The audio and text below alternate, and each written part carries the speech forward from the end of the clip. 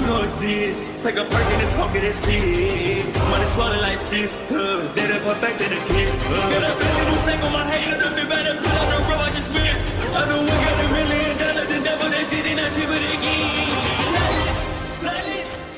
Hello and welcome back, fellow anime lovers, to MangaMuse. I am delighted to have you join us once again in the world of fanfiction and fantasy. This is the first part of What If Deku Enters Total Drama Island. Special note, this fanfic is written in a masterpiece of Firem 78910 on fanfiction.net. Do check and support the author too. Now smash the like, share and subscribe button for more. Also press the bell icon so that you never miss such great parts. Thanks for the introduction. Now let's dive into the world. It was a relatively normal day in Yua High School. The sun was shining, the birds were singing, and a limo that didn't belong to Momo Yayurazu was parked in front of Yua gates.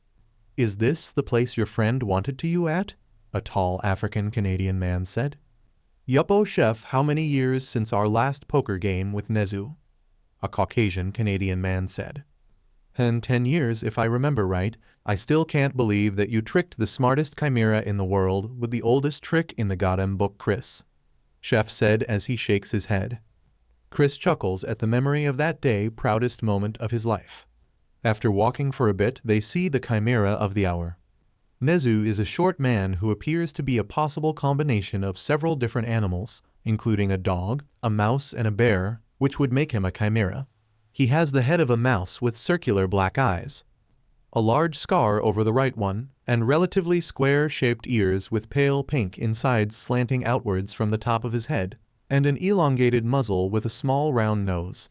His fur is white and has large, dog-like paws with pink pads and a thin tail like that of a cat. He sports a white dress shirt, a dark red tie around his neck, a black double-breasted waistcoat and matching dress pants. He wears orange lace-up sneakers with incredibly thick soles which seem to be quite large on him. "Oh Chris, I see that you're here," Nezu said, both happy and annoyed that his oldest friend is here.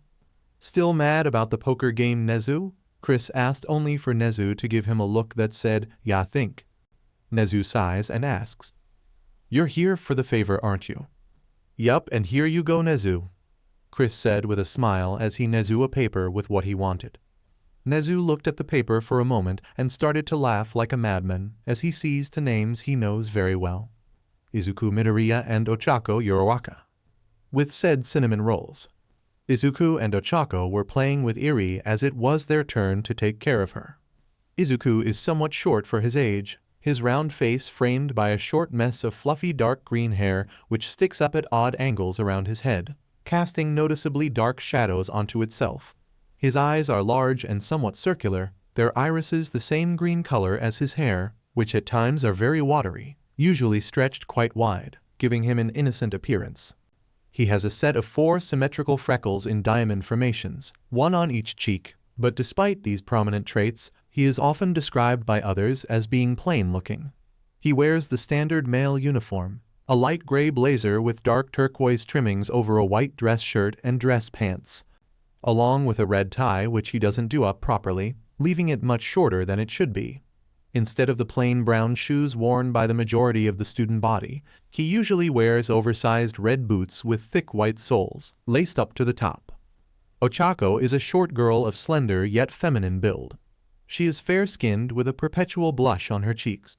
Her eyes are large and round, their irises a warm brown, with rather thick upper eyelashes, 2 longer and more prominent ones protruding outwards on either side and fewer, but more individually pronounced lower eyelashes. Shoulder length and about the same color as her eyes. Her hair is bobbed and curved inwards at the ends, 2 longer clumps taking the same shape on either side of her face, and short bangs that reach roughly a quarter of the way down her forehead. On the top inner segment of each of her fingers, she has a small pink pad, somewhat resembling the toe of a cat or a dog's paw, which she uses when activating and deactivating her quirk.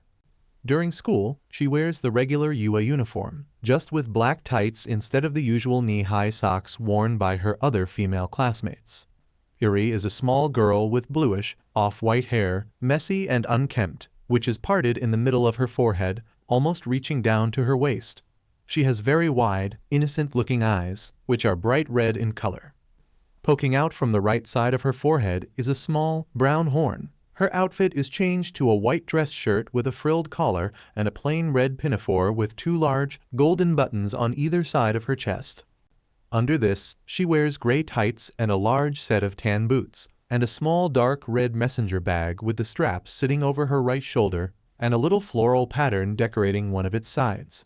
Izuku had met Iri while he was in internship with Sir Nightai, and after a while they raided the Yakuza base where Iri is at. After a long battle they won. Mirio is safe, but Sir Nightai passed away and Iri went to UA for protection.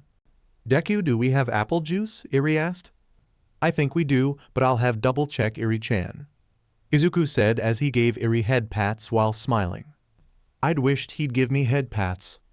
Ochako thought as she blushed a little as she smiles. Say Iri, do ya want some cookies to go with the apple juice? Ochako asked as Iri nodded. All 3 of them went to the kitchen, not noticing that their classmates are urgently requiring insulin shots. My God, they are sweeter than Sato's cakes, Mina said as she looks at them.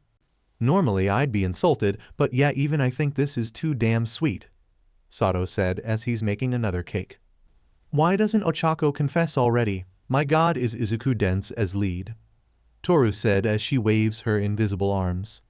No, I think he's as dense as a neutron star, Momo said as she make insulin shots for everyone. Nope, he's even denser than that, Minoru said. What's denser than a neutron star, you perv? Kyoka asked with a raised eyebrow. A shonen anime protagonist, Denki said as Minoru nods. Shitload of fuck, you're right jamming way, Kyoka said with widened eyes. Is this really any of our business? Shoto asked. Nope, but it's both fun and sad when think about it, Tsuyu in a blunt tone as the other girls nod. Midoriya, Uraraka, and Iri please report to the principal's office, Nezu said through a loudspeaker. Huh, but I didn't do anything, Izuku and Ochako said at the same time. Deku, Acha, we should see what Mr. Mousy wants, Iri said as the 3 of them went to Nezu's office. Nezu's office. Nezu looked at the 2 students, both of them nervous and wondering what is going on. First off, I like to say that neither of you are in trouble, Nezu said as both the cinnamon rolls released the breath they were holding. Now, as for why I asked the 2 of you here, I'll let my friend explain, Nezu as Chris walked towards them. Hello you 2, I'm Chris McLean, a reality TV show host that can make you 2 famous, but to make a long story short, I beat this guy in a poker game and I want the 2 of you to participate in my new show, Chris said before he shouted. Total Drama Island. Why us McLean-san? Izuku asked. Well, for one, I can see all sorts of drama that can happen with the 2 of you, and second, I think you need a break after stopping Stain, rescuing your buddy, fighting the Yakuza branch and Nightai's passing, Chris said, making Ochako gasp. Wait, didn't you say that it was Endeavor that stopped Stain? Ochako asked, only for Chef to facepalm. Stupid dog, you made the police look bad, Chef grumbled as he shows Ochako a video of the real fight against Stain. This led Ochako to worry about Izuku while also cursing after Izuku covered Iri's ears at the Hasu police chief for being a complete moron and credit stealer.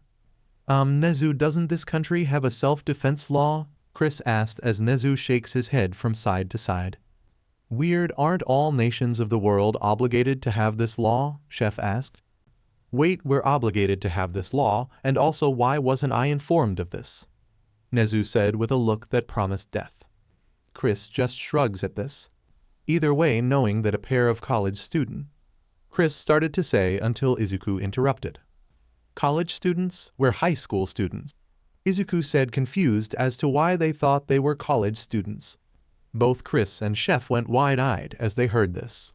I'm pretty sure that this violates the RPA, Chef said as Chris pinches the bridge of his nose. Anyway, your parents already signed their part of the contract, now you just need to sign your part, Chris said as he places said contract in front of them. Izuku was thinking, muttering about the pros and cons about joining show. Chris, right, what's the grand prize? Ochako asked. Oh, nothing much, just 100 $1,000 acid, Chris said as Ochako grinned. We're in, Ochako shouted as she writes her and Izuku names on the contract. Ochako, what the hell? Izuku shouted. Too late, you already signed it, Chris said with a grin on his face and takes the contract. He looks at Ochako and then at Irai. He was about to speak up, but Nezu stops him. No need to worry about Midoriya-san. Mirio and Nejair have volunteered to take care of her until you two return, Nezu said, making Izuku sigh. I guess I'm joining in, Izuku said as Ochako cheered. Deku, are you going away? Iri asked.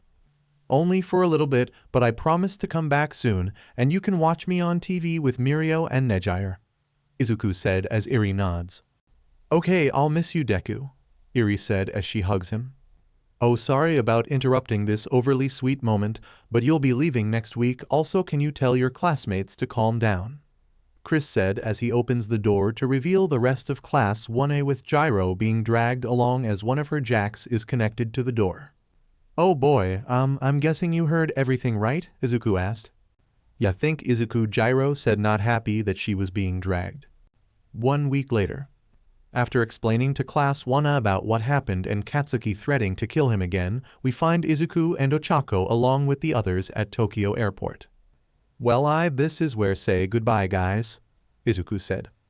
Come on, Deku, don't take too long, and make sure you or round face ducking win. Got it, Katsuki shouted at them. Ducking? Momo asked. I can't use the F-bomb in front of Unicorn, can I? Katsuki said as he points to Ire, who was with Inko.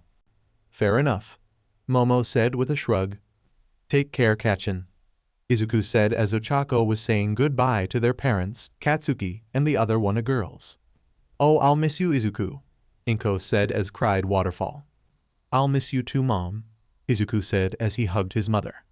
Mama, Papa, I'll miss you, and I'll bring home the grand prize, Ochako said as she had her game face on. We know, Ocha, and try to have fun and get your man, Ochako's mother said as she whispered the last part. After a few minutes, the two cinnamon rolls got on the plane and left for Total Drama Island. What will they find there? Laughs, friends, love, and a whole lot of drama. With Chris. It's time to start the drama, Chris said as he sees the first ship to arrive.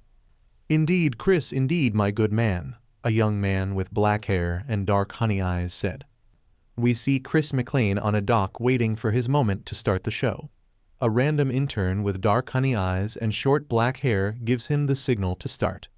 Yo, we're coming at you live from Camp Wawankwa somewhere in Muskoka, Canada. I'm your host, Chris McLean, Chris said as he lets what he said sink in. Dropping season 1 of the hottest new reality show on television right now, Chris said as he starts to walk down the dock.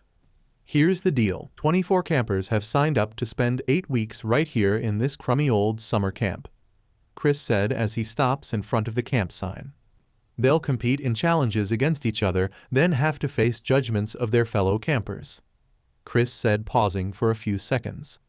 Every week, one team will either win a reward or watch one of their team members walk down the dock of shame and take a ride on the loser boat, never to come back ever, Chris said as he gestured at the dock.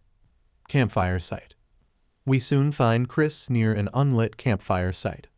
Their fate will be decided here at the dramatic campfire ceremonies, Chris said as he shows off the campfire site, where all but one camper will receive a marshmallow, Chris said as he takes a stick with a marshmallow and eats said treat. In the end, only one will be left standing, will be rewarded with cheesy tabloid fame and a small fortune of $100,000 used, Chris said as he pulls out a treasure chest from out of nowhere. Let's face, with an exception of one of the campers, they'll blow it off in a week or two, Chris said as he referenced one doll-faced heroine in training. Docks. Chris returned to the docks. To survive, they'll have to battle flies, grizzly bears, disgusting camp food, and each other. Every moment will be caught on one of the hundreds of cameras situated all over the camp. Who will crumble under the pressure? Find out right here, right now on, Chris said as he took a deep breath and shouted. Total Drama Island. Play intro. I want to be famous. Dear Mom and Dad, I'm doing fine. You guys are on my mind. You asked me what I wanted to be. And now I think the answer is plain to see. I want to be famous. I want to live close to the sun. Well, pack your bags to Safari One. Everything to prove nothing in my way. I'll get there one day. 'Cause I want to be famous. Na-na-na-na-na-na-na-na. I want to be famous. Welcome back to Total Drama Island. Alright, it's time to meet our first 12 campers. We told them they'd all be staying at this 5-star resort, so if they seem a little pissed off, that's probably why. Chris said as he chuckled a bit. As soon as he said that, he hears the sound of the first boat. Once the boat arrived, the first contestant came out. She was a girl who was slightly on the pudgy side with chestnut brown hair done in a high ponytail. She wore a green and gold shirt festooned with a variety of pin-on buttons and pale pink slacks. She also wore Coke bottle glasses and braces. Beth, what's up? Chris said as he greets the perky girl. It's so awesome to meet you. You look a lot shorter in real life, Beth said. Ah, thanks, Chris dryly remarked as he was a bit miffed that someone referenced his height. The next person to arrive was a tall young man wearing a white cap, brown shirt, and black shorts. DJ, Chris said. Yo, Chris McLean, how's it going? You sure you got the right place here? Where's the hot tub at? DJ asked as he looked for said hot tub. Yo, dog, this is it. Camp Wawanakwa, Chris said as he pointed where the campsite was. HMPH, looked a lot different on the application form, DJ said as he goes where Beth is at. The third camper has short hair that was dyed pitch black and highlighted in teal. Her dark, cool colors outfit consisted of a sleeved corset top that arranged her modest bust to its best advantage. A short skirt with a patchwork look, forest green hose, and black knee-high platform boots. Her pasty complexion wasn't artificial, but natural. This is due to a side effect of her quirk. Hey, Gwen, Chris said as he ignored Gwen's look of disbelief. You mean we're staying here? Gwen said as she pointed at the trailer, knowing fully well that there was not it would fit all 24 competitors. No, you're staying there. My crib is in the airstream with AC that way, Chris said as he first points to the log cabins, then to the trailer. I did not sign up for this, Gwen said with a scowl on her face. Actually, you did, Chris said as he shows Gwen the application forms and contract she signed at her. Gwen, however, takes them and rips them in two and gave Chris a smug look. Chris, on the other hand, chuckles. The good thing about lawyers is they make lots of copies, Chris said as he shows Gwen copies of her application forms and contract. I am not staying here, Gwen stubbornly shouted. Cool. I hope you can swim though, because your ride just left, Chris said as the boat leaves for the mainland. Asshole, Gwen darkly muttered under her breath. The fourth contestant to arrive has a cowboy surfer style since he wore sandals, jeans, a pink silk button-down shirt, and a 10-gallon hat. Chris McLean, what up man, it's an honor to meet you man, the cowboy surfer said. The Jeffster, welcome to the island, man, Chris said. Hey, thanks man, Chris said as Gwen frowns. If they say man one more time, I'm gonna puke, Gwen said sarcastically at the display. The boat comes back with the fifth contestant. Everybody, this is Lindsay, Chris said. Lindsay came out of the boat. She sported a warm colors ensemble consisting of stylized cowboy boots, a short skirt, and a halter top. Atop her head with a baby blue bandana while her hair was straightened out. Her skin was fair and flawless, and her face was made up subtly and skillfully. Not too shabby, Chris said as he checks Lindsay out. Hi, okay, you look so familiar, Lindsay asked.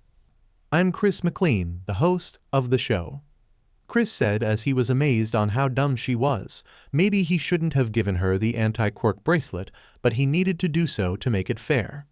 Oh, that's where I know you from, Lindsay said sheepishly. Yeah, Chris said as he's now regretting giving her the ACK bracelet. The boat came back with the sixth contestant. The sixth camper was a tall, model thin, drop-dead gorgeous girl stepped ashore with regal bearing.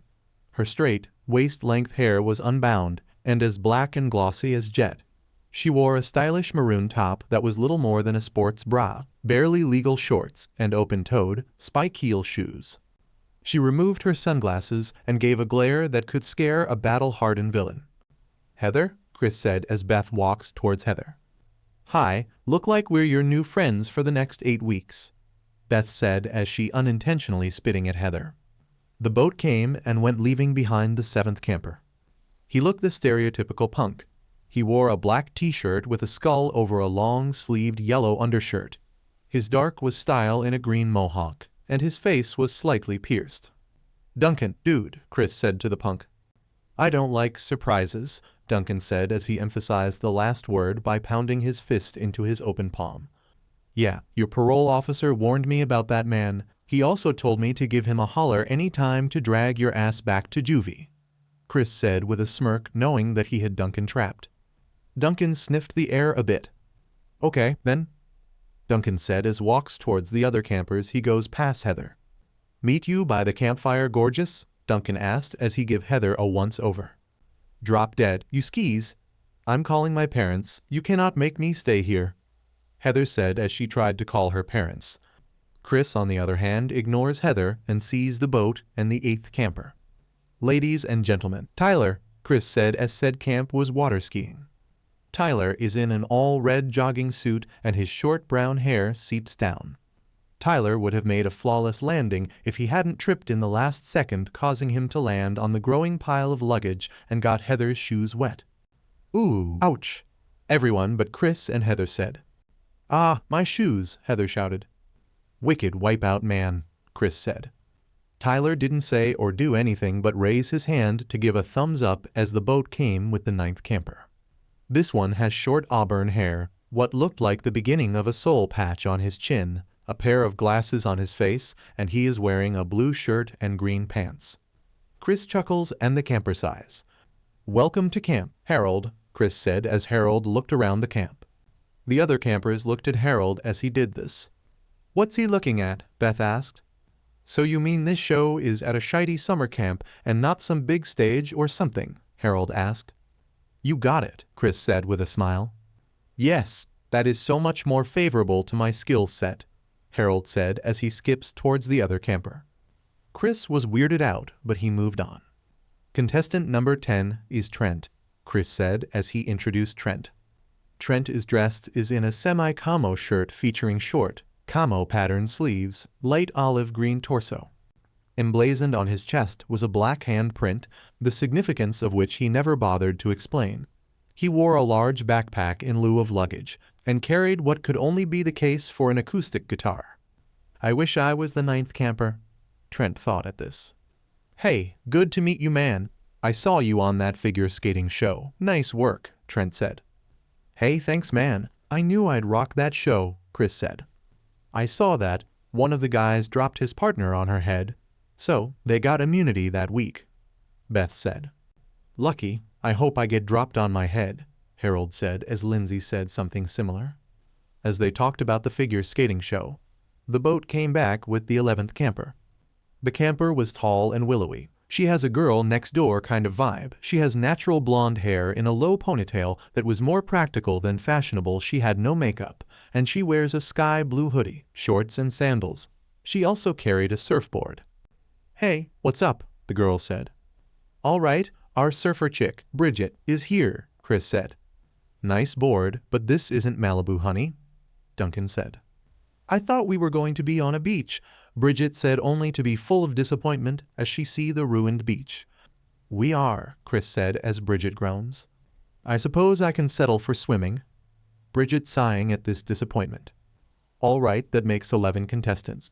"Oh," Chris said as he got hit by Bridget's board. "Hey guys," Bridget said. "Hey, I'm Jeff," Jeff said as he introduced himself. "What's up?" Bridget said, not noticing that she was swinging her surfboard.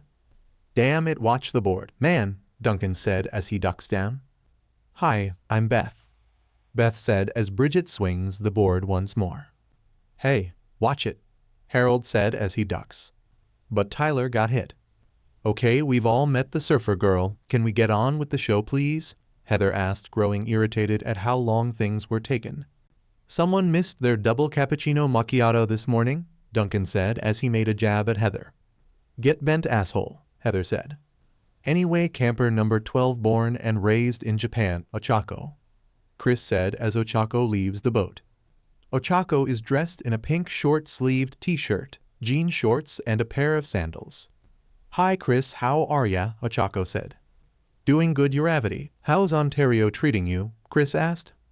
"Pretty good, especially when the network and new producer gave us a place to stay," time to learn English and some money to spend while the show was being prepped. Ochako said with a smile.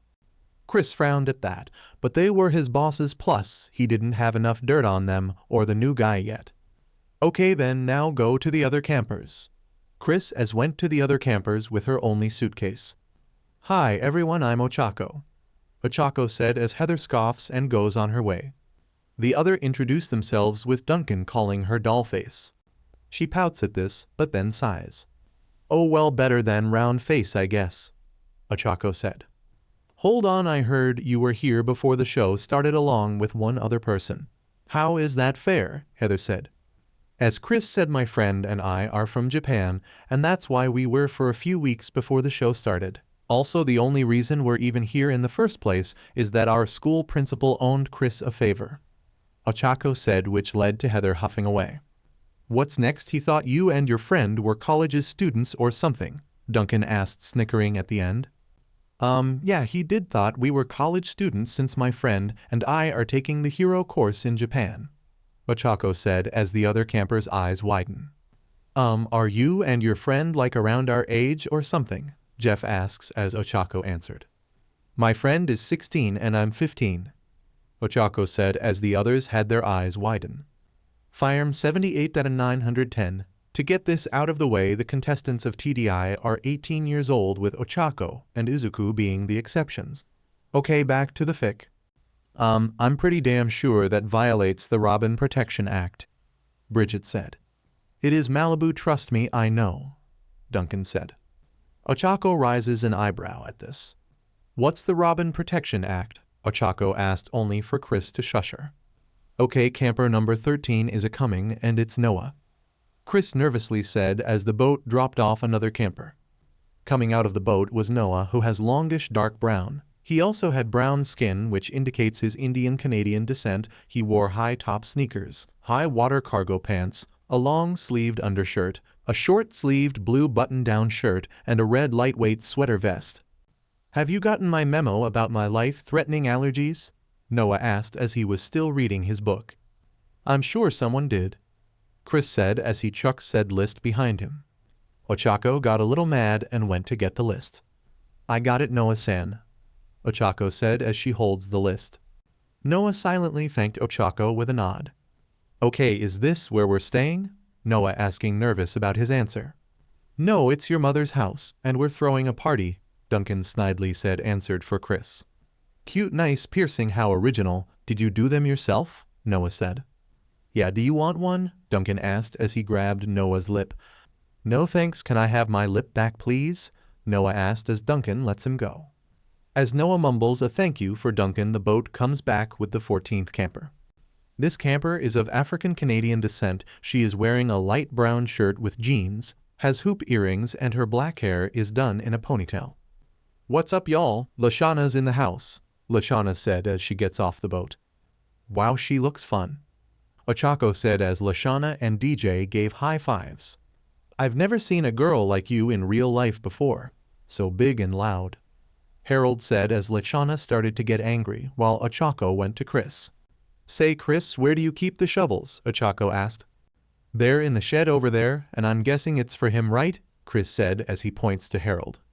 Ochako nods as both Bridget and DJ are holding on to Lashana so that she couldn't kill Harold. All right, campers, settle down and get ready for campers 15 and 16, Sadie and Katie, Chris said as said campers leave the boat. The twins look similar but not the same. One has bronze skin, the other pale white. One skinny and the other fat. Both had the same hairstyle of high pigtails and both wore the clothes pink shorts and prison striped shirts. Also their luggage was the same. Oh my gosh, Sadie, look, it's a summer camp, Katie said. Oh, I've always wanted to go to a summer camp. Yay, Sadie said as she squealed. Well, they seem happy, Ochako said as Noah rolls his eyes as the 17th camper arrives. This camper looked rustic with his work boots, jeans, and a heavy greenish hoodie and a toque. He wears his brown hair and mullet and has a downy proto-beard on his chin. Ezekiel, what's up, man? Chris said as Ezekiel looks up. I think I see a bird, Ezekiel said as he points to said bird. Trent laughed at him while Ochako chuckled a bit. Chris actually looked worried and went up to Ezekiel. Okay, look dude, I know you don't get out much, and you've been homeschooled your whole life. You've been raised by freaky prairie people. Just try not to say much and try not to be the first out, okay? Chris said. Yes, sir, Ezekiel said as Chris mentally facepalmed. Oh, who am I kidding? This guy is the first to leave, I know it. Chris thought as he knows that this guy is screwed. The 18th camper drops by revealing that he was a skinny boy with short brown hair with long bangs nearly covering his green eyes. He was dressed in a short-sleeved sweater with a few stripes on the chest over a white button-down shirt and a pair of cargo pants. He's the kind of guy who thinks he's cool but really isn't. Cody, the code meister, Chris said. Dude, I'm excited to be here, man. I see the ladies have already arrived, all right. Cody said as he tries and fails to impress the ladies. After Lashana tells the boy to quiet down, camper 19 comes around.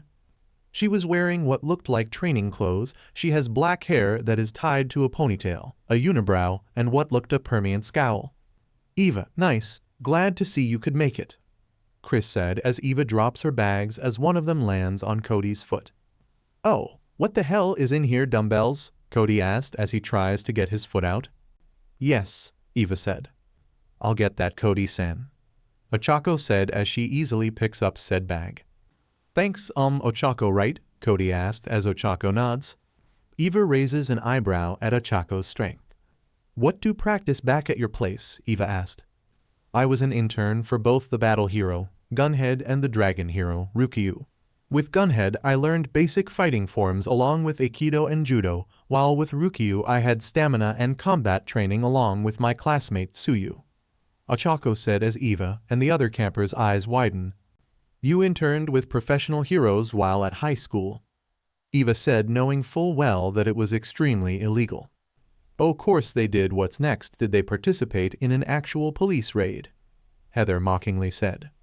But to Heather and everyone else's surprise, Ochako nodded.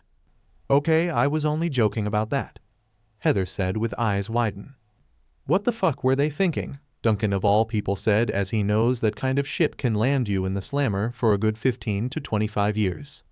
Uok ignoring the illegal activities that Ochako and her friend did back in Japan, we bring camper number 20.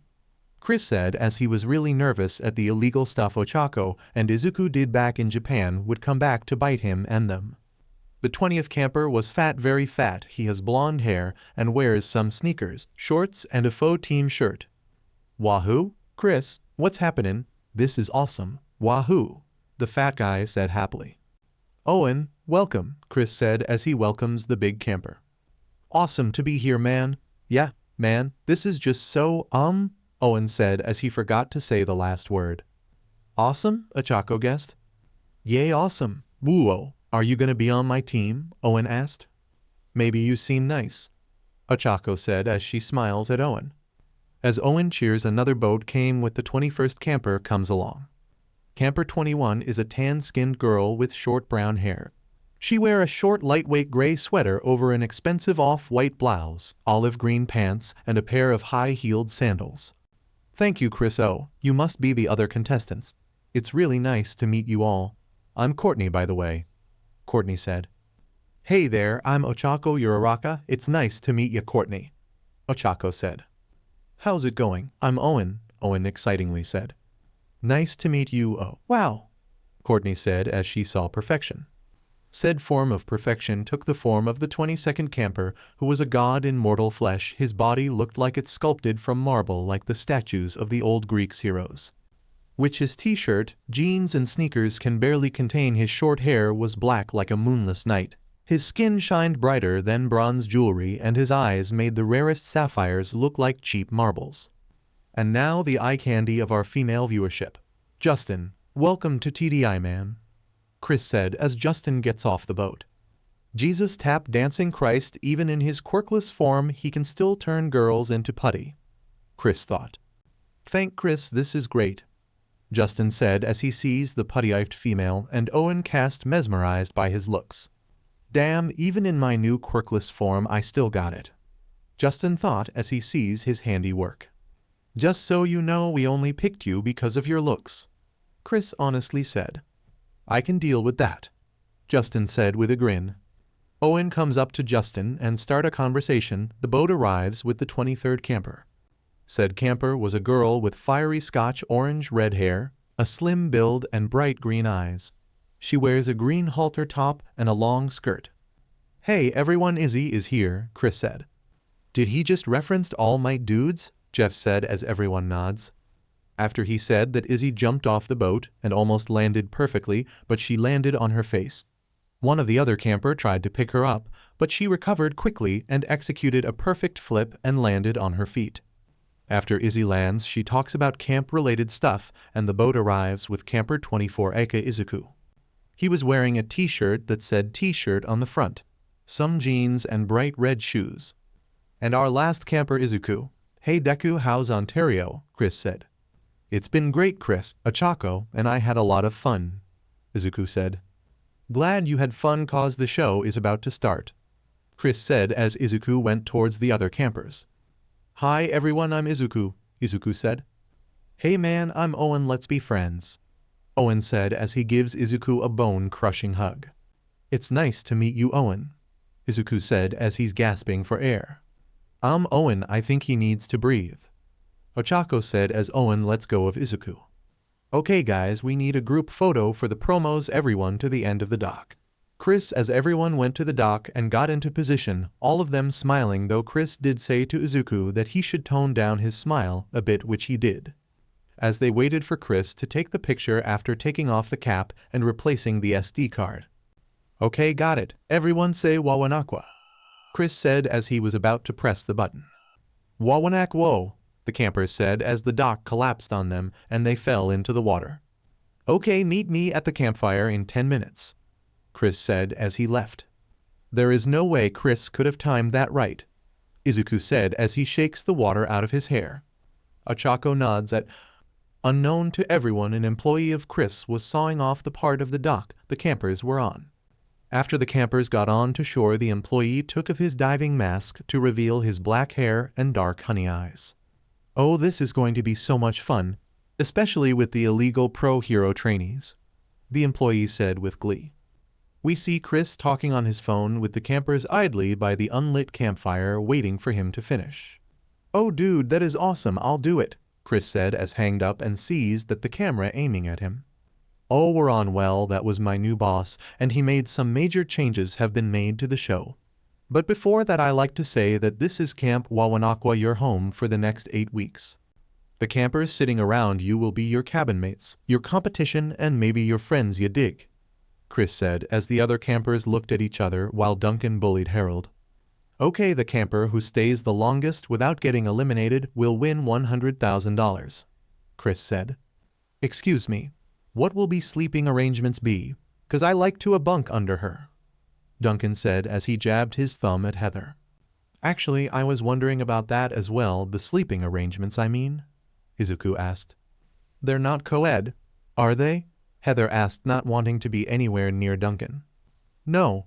Girls get one side of each cabin and dudes get the other, Chris explained, calming Heather down. Excuse me, Kyle, can I have a cabin with a lakeside view since I'm the prettiest? Lindsay asked.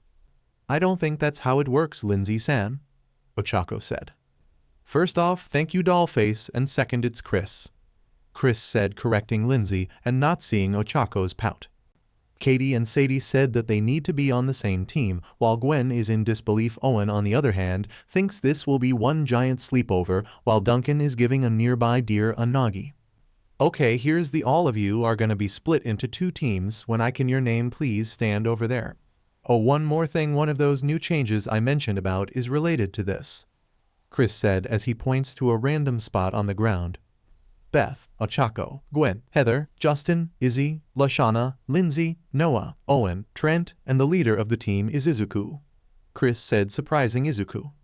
Nanny, leader, me, Izuku shouted. Yup, as of this moment you are the leader of the Screaming Gophers, Chris said with a smile on his face as tosses their green team banner. Owen unravels the banner, revealing a picture of a gopher that looked it was ready to fight in the center of the banner. Yeah, I'm a gopher, woo, Owen excitedly said. Great, we're a bunch of rats and our leader is a mumbling twerp, Heather said as Izuku was nervously muttering. I know you can do well, Deku-kun, Ochako said with a smile as Harold raises an eyebrow. Why the hell is she calling him useless? Harold thought. Okay, for the rest you guys, Bridget, Cody, Courtney, DJ, Duncan, Eva, Ezekiel, Tyler, Harold, Katie, Sadie, and the leader is Jeff. Now you guys are known as the Killer Base, Chris said as he tosses the team's red banner.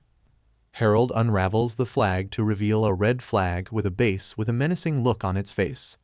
Awesome, it's like amazing, Harold said. Alright then, now to explain how the leader thing works. First leaders can make any reasonable order among their respective teams. Second leaders will be a thing until the teams are dissolved.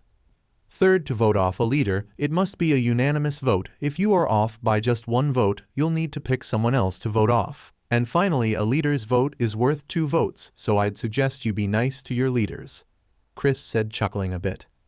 Well shit, there goes my plan of bullying the nerdy guy, Duncan said, knowing that Party Boy might be the one who votes him off unless he gets on his good side.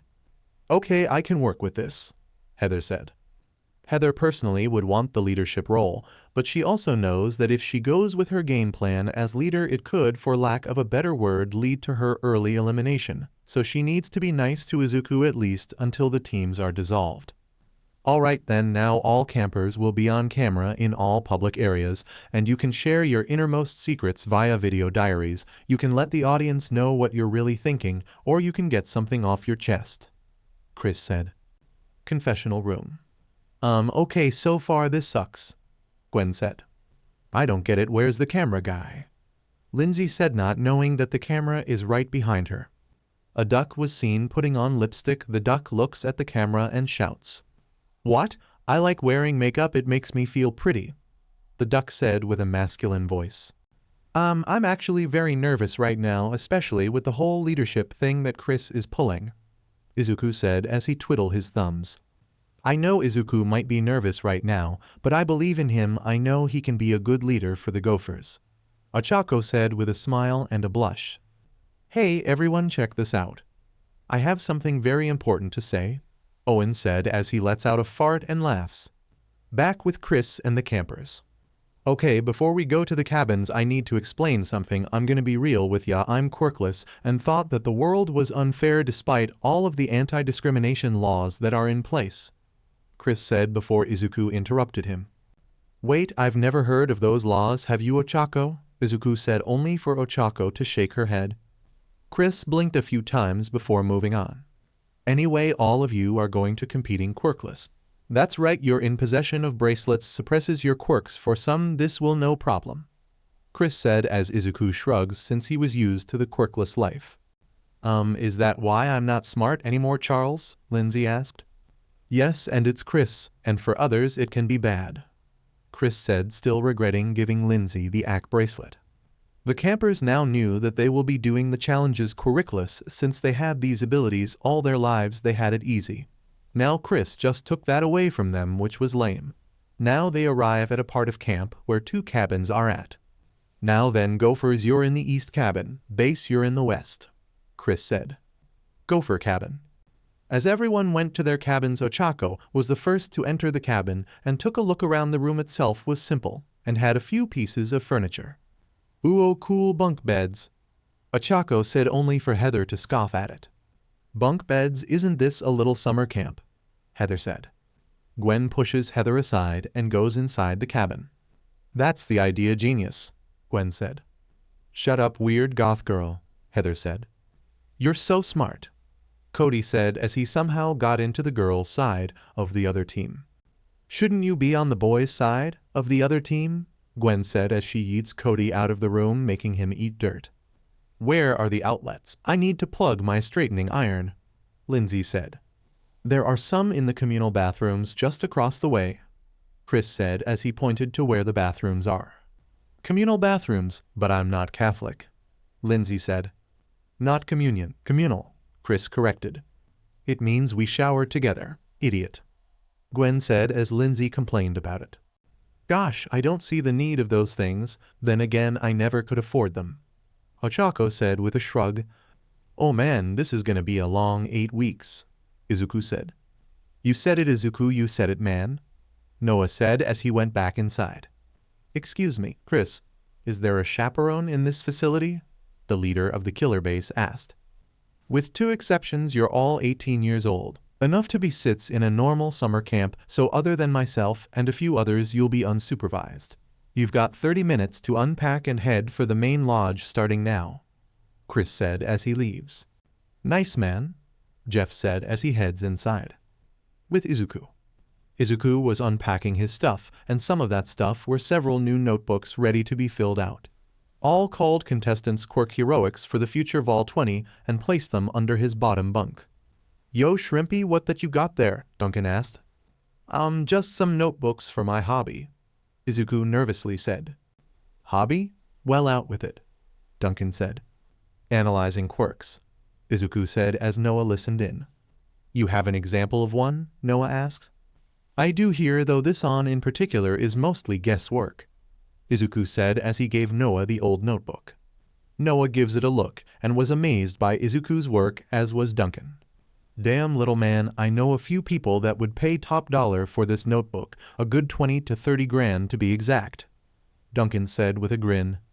Really, dude, I'd say you're stupid in thinking that, but since it's true, I can't blame ya, Noah said.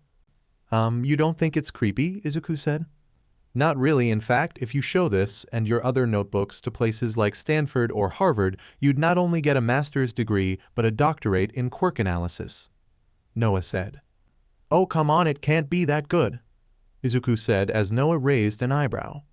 Actually, I was being serious. Show this to any major Ivy League university, and you'll get both your degree and doctorate, Noah said as he was actually being serious. Really? Thank you, Noah-san, Izuku as he started to tear up. You don't have many friends, do you? Duncan asked.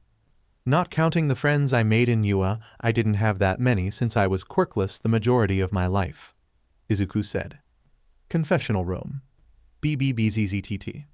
Damn, cousin Hayes is right. Civil rights for the quirkless in Japan is in the shiter, though this make me question how the hell is he still alive. 'Cause if I were in Japan and in his shoes I would have ended it, Duncan said, pinching the bridge of his nose. BBBZZTT. I wasn't lying when I said Izuku could and should get a doctorate in quirk analysis. Have you seen the notes in his notebook? And he's been doing this for years. My god, the talent he has is amazing. The Japanese just doesn't see raw talent or potential since they only care about quirks, Noah said as he reads his book. BBBZZTT. Main Lodge. 30 minutes later. Everyone was standing in line waiting to get some food served by Chef Hachette. Listen up, I serve it 3 times a day and you'll eat it 3 times a day. Grab your tray, get your food, and sit your butts down, Chef said. This led to some interesting things about lunch. Most notably is that the food was somewhat alive, but the campers still eat it since it was this or nothing. As everyone was eating, Chris came in. Welcome to the main lodge, Chris said. Yo, my man, can we order a pizza? Jeff asked, only for Chef to throw a meat cleaver at him, both missing and making him and the other camper laugh nervously. Your first challenge begins in an hour, Chris said. What do you think they'll make us do? Katie said, nervous about the first challenge. It our first challenge, how hard can it be? DJ said. Guys, I think DJ summoned Murphy, Ochako said as she chuckles. At a nearby cliff. Oh shit, was all DJ said as he sees the size of the cliff. Me and my big mouth, Ochako said. Okay, your first challenge has 3 parts. This first one is very simple. You jump off this 1,000-foot high cliff and into the lake below, Chris said, making the campers get overconfident. Piece of cake, right guys? Bridget said with a smirk. If you look down, you'll 2 areas. The wider area is filled with psychotic freshwater man-eating sharks. The smaller area is a safe zone, i.e. the one you're after, which is shark-free, I think, Chris said. Excuse, but what the F? Lashana shouted. How is this legal? Izuku said, wondering how the hell he got this approved by the network. Chris ignored Izuku and continued.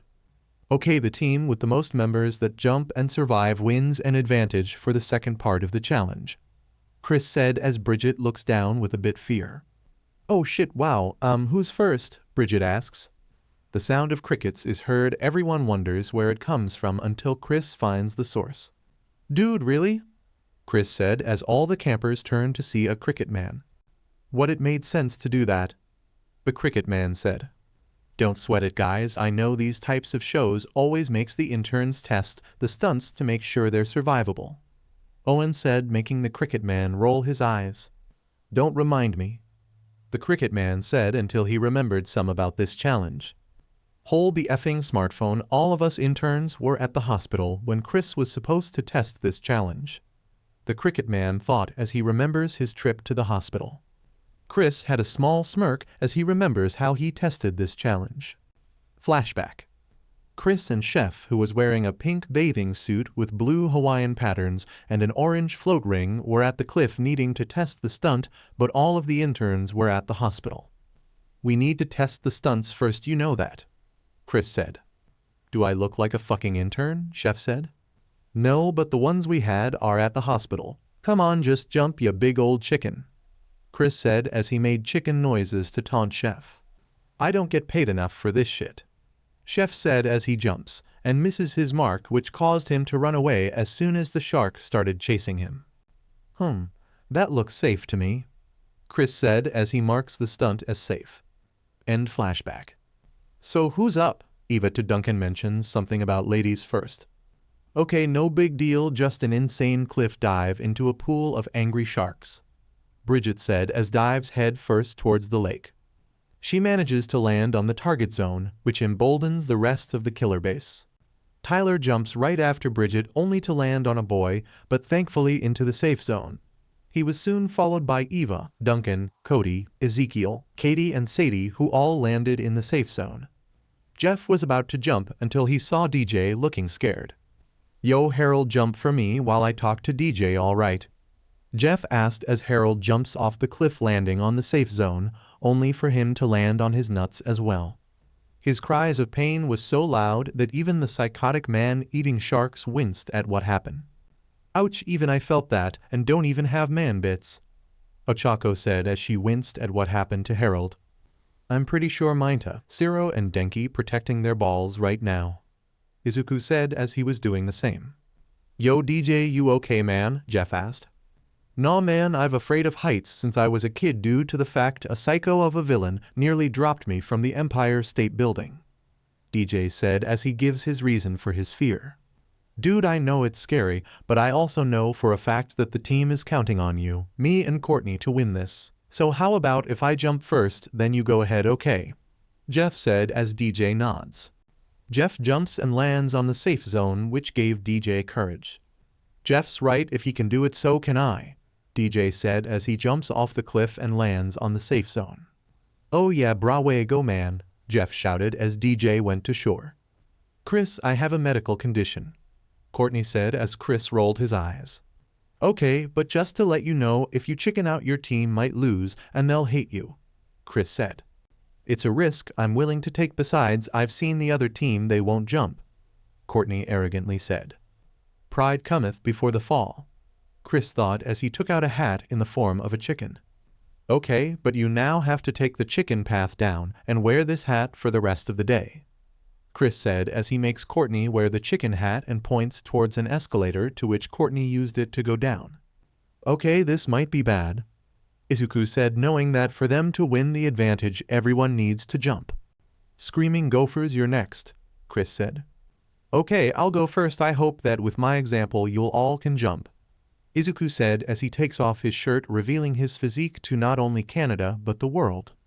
Wow, mommy likes, Lindsay said with a little bit of blood coming out of her nose. God damn, Lashana said as Gwen wolf whistles.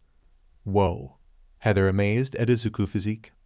Izzy openly drools while Beth checks to see if her glasses aren't broken. As for Ochako, well, I need to stake my claim before those beaches do, Ochako thought as she needs to claim her man. Damn dude, how get that way? Trent asked as he wondered how he can get a rock-hard bod like Izuku's. A combination of community service and an exercise plan called Aim to Pass the American Dream Plan, Izuku said. Damn, was it the original version or the revised version? Trent asked.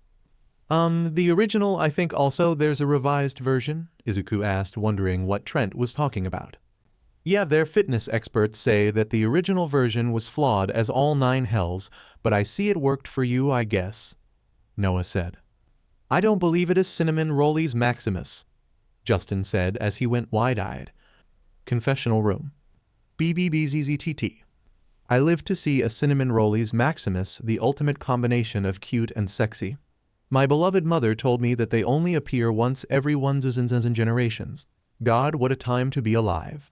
Well, at least he won't have to worry about getting laid because a Cinnamon Rollies Maximus usually have harems of 5 to 8 girls, Justin happily said.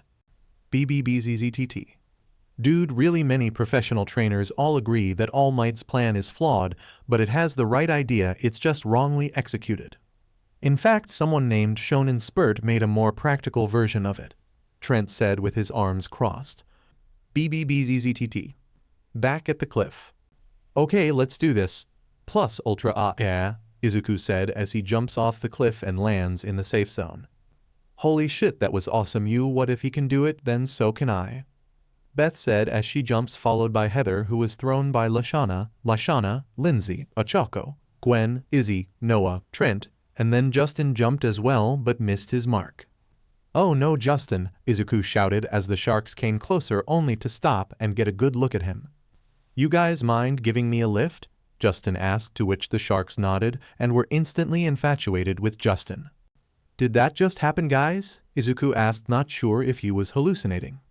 Yeah, that just happened, Ochako said as Justin was brought back to shore via shark.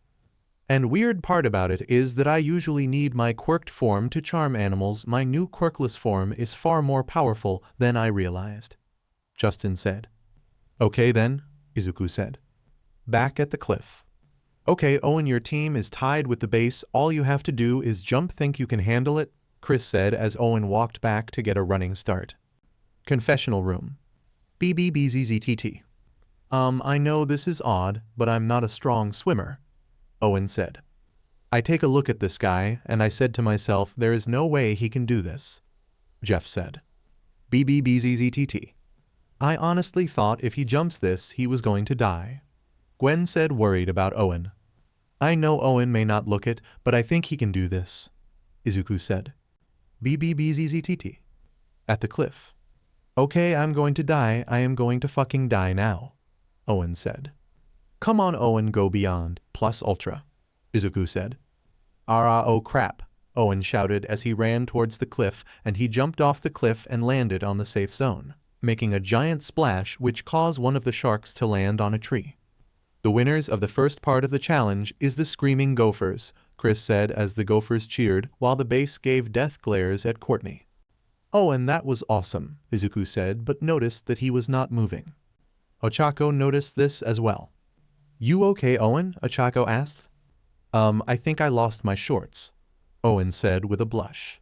Sounds of disgust were made at this. Sometime later. The Screaming Gophers were enjoying the advantage of their victory as they did the second part of the challenge, which consisted of bringing the crates to the campgrounds and using the carts that Chris gave them. The killer base, on the other hand, had to drag their crates by hand, all the while a fly stung Courtney's eye, and the twins squatted on poison ivy. Needless to say, they were having a bad day today. By the time they reached the campgrounds, morale was low. Come on, dudes, just because one of us made a bad call, Jeff started to say, which prompted a hey from Courtney and a shut up from everyone else. But we can still win this, and besides, Eva can help us win the challenge easy with her chompers, Jeff said as Eva opened her mouth to reveal shark-like teeth. Confessional room. BBBZZTT. Yeah, it's a passive part of my quirk. Even with the stupid bracelet on my arm, I still have my teeth, Eva said as she shows her teeth. BBBZZTT. Back at the campgrounds. Yeah, awesome for you guys, because you're gonna need it for the third part of the challenge, which is opening the crates with your teeth and building a hot tub with what's inside them. The team with the best hot tub wins the challenge and keeps for the remainder of the competition, Chris said. Okay, let's do this thing, Cody said as Eva got started in opening the boxes with her teeth. Turns out they did try and beat the Gophers, but it was not meant to be, as the Screaming Gophers under the leadership of Izuku worked like a well-oiled machine while the killer base flopped in building one. Okay, let's see the hot tubs. First up, screaming gophers, Chris said as he inspects the hot tub.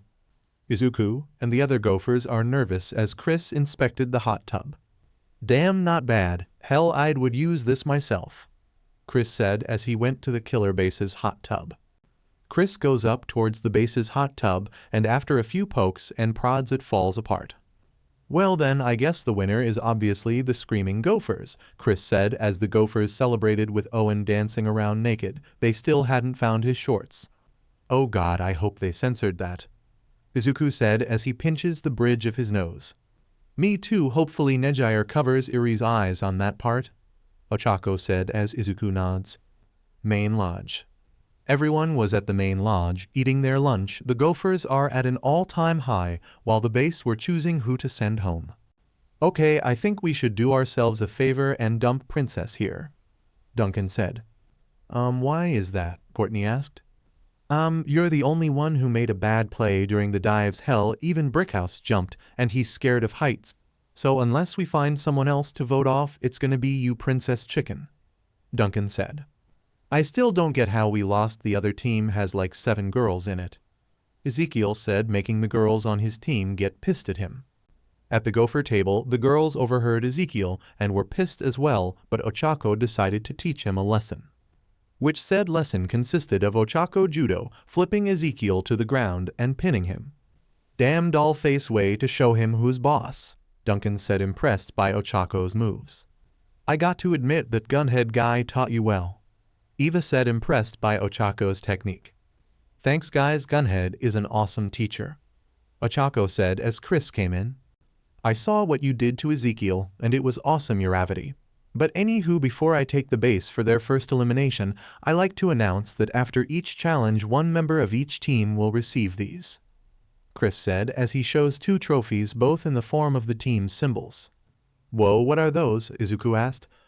I'm glad you asked. These are the Platinum Gopher and Platinum Base. These bad boys are offered to the most valuable player of each team. For example, DJ, you get yours for facing your fears, and Izuku, you get one as well for getting your whole team to jump. Congrats, Chris said as he gives the trophies to Izuku and DJ. Thanks man, DJ said, happy for receiving the trophy but also facing his fears. Arigato, Chris-san, Izuku said as he held on to the trophy. No need to worry about that, and they're valuable because they earn you a juicy $10,000 reward, and if you open the secret compartment of your trophies, it reveals 5 imported chocolate bars in assorted flavors. The cash will be given to by 1-2 means being eliminated or until the competition is over, Chris said as Izuku finds said compartment with the chocolates in them. Our new boss must be rich as hell to afford that, Chef said. Confessional room. BBBZZTT. Yeah, I know my new boss is rich as all 9 hells, but if I just do as he says about certain things, I could do whatever I want to the campers. That includes the leaders, MVP awards, and hiring my new employee Daniel, and not being allowed to fire him. Which is weird, Chris said as he shrugged on that last bit. BBBZZTT. Despite how weird my new job is, I love it either way. Awesome pay, great benefits, but for some reason the boss really likes me and I have no idea why. I only hope those kids will be alright with Chris, though I expect most of them will be traumatized by the end of this, Daniel said. BBBZZTT. Wow, even if I don't win the grand prize, if I can just get one of those rewards, it will help my parents immensely, Ochako said with her game face on. BBBZZTT. Campfire later that night. Welcome Killer Base to the first elimination ceremony. In my hand, I have a plate of marshmallows. In any other circumstance, these would be a tasty treat for all to enjoy around the campfire. But here in this camp, they are the key of you staying here, Chris said as he holds the plate of marshmallows. Everyone was nervous about this, wondering who voted for who. Now then, I call your names, you will come and get your marshmallow. The person who doesn't get a marshmallow has to walk down the dock of shame. Take the loser boat and never come back ever, Chris said as he scared the campers of the Killer Base. Chris takes a good look of all the campers of the KB and smiles. Okay, first marshmallow goes to Jeff, Tyler, DJ, Eva, Bridget, Cody, Katie and Sadie, Duncan, Harold, As soon as Harold, both Courtney and Ezekiel looked worried, Chris started pointing and contently switching between the two until he stopped. Ezekiel, Chris said, giving Ezekiel the last marshmallow. I can't believe it, man. Oh, and girls, I promise to change my ways, mostly because I don't want Ochako flipping and pinning me down again, Ezekiel said. Dude, I'm gonna be honest with ya, I thought you'll be the first to go. Courtney, I'm sorry to say, but you lost. It's the loser boat for you, Chris said as she got up and walked towards the team. I'm guessing he's not going is for the fact that he jumped and I didn't, Courtney asked, but knew the answer. Yeah, it was, but if it makes you feel better, I know that none of the girls voted against you, Jeff said, making Courtney smile. Correction, none of the girls and myself didn't vote. My reason is this: several of ants are small-time pro heroes. They'd kick my ass if I didn't vote him off. I thought it'd be a tie, but then I remember that Party Boy's vote count for 2, Duncan said with a smirk. I suppose it's in small victories, I guess, and Ezekiel did say he would change his ways, Courtney said as DJ gave her some chocolates. From me and Izuku for the trip back home, DJ said. Give Izuku my thanks, Courtney said as she walks the dock of shame to the loser boat with imported chocolates in hand. Courtney waves goodbye as the boat leaves. The base celebrate not only for their lost comrade, but also for being able to stay here another week. Campgrounds. Izuku and the other screaming gophers are having a blast in their new hot tub, though Izuku was nervous about two things. One was that Ochako was next to him in a pink two-piece bikini, and second was the whole leader thing. Izu, come man, enjoy yourself and live a little, Owen excitingly shouted. I have to say, Izuku, I'm impressed on how you handled it, Gwen said. Gwen's right. Chris did well right in making you leader, Lashana said. I hope I don't let you guys down, Izuku said. I know you won't, Heather said. Hey Izumo and Omalo, how did your high school principal owed Caspian a favor? Lindsay said. Izuku and Ochako looked at each other and said, We don't know, Izuku and Ochako said at the same time. Chris comes along with the rest of the KB as the KB heads for their cabins. Chris did the outrow. Alrighty, with the first loser out of her, I can safely say that this will be awesome. Will Izuku F up his role? Will Ezekiel start to realize that his view have been outdated for 200 years, and more importantly, who will be the next one to the loser boat? Find out next time on, Chris said, Total Drama Island. So alright folks, that's all for today. Stay tuned for part 2. Do subscribe, like and share for more such videos. Also check out the story and author Firem78910 on FANFICTIONnet. Press the bell icon to be notified first on release. See you in the next video. Till then, goodbye.